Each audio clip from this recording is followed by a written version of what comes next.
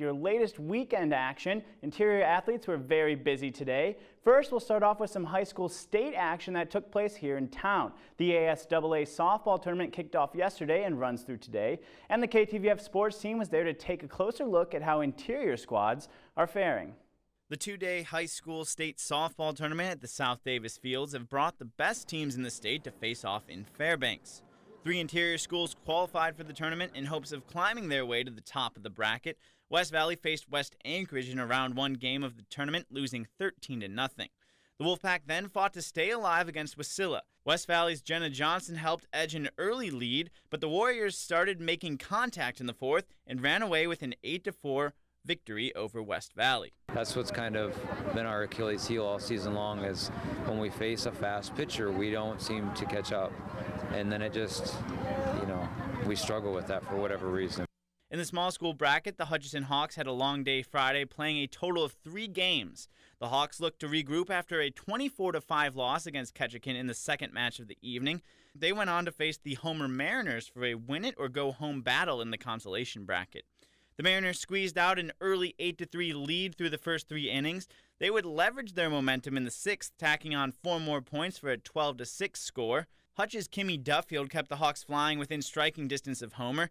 She cracked a 3-run home run, cutting the deficit in half. But it was just not enough to outpace the Mariners. Hutch would be knocked out of the tournament in a 14-9 loss. But the North Pole Patriots were the lone interior team left in the tournament on Saturday morning. After losing to Sitka and beating Kodiak on Friday, the Patriots took on Homer, which had just beaten Hutch the day before. The Mariners got off to a hot start. They would score 4 points in the first inning and bring the tally to 10 with 2 home runs in the second. North Pole would answer back with just 1 RBI, but a stellar defensive performance by Homer held them at just that. The Mariners would ride out the rest of the game to a 10-1 victory. I think satisfaction is a good word for it. We really wanted to walk away with a win, and we did, so that was a big accomplishment over last year. And this game, we got a rough start, but hey, we played 2 great innings after that. When we made the pitching change, Amanda Norton, our freshman, really stepped up, and the defense really stepped up, and they held them for 2 more innings. We were trying to keep in the game, but we just couldn't keep our bats connected enough. We came close with runners getting on. So yeah, I feel satisfied with where we ended this season. After the loss, North Pole places 4th in the state. Games are continuing on Saturday evening.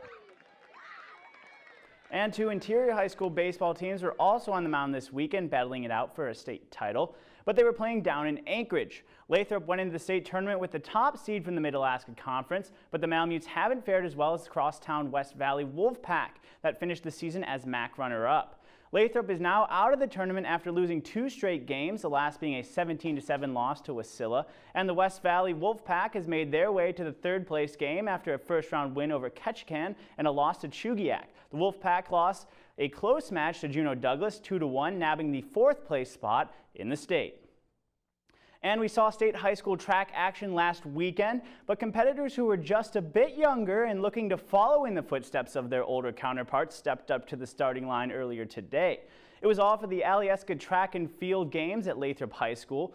Elementary-age children competed in a number of events, including long jump, a softball throw, and running races. The competition is held despite the interest in the sport of track and field to younger generations and to promote health and well-being. In fact, the first-place winners received a bicycle in addition to their medals.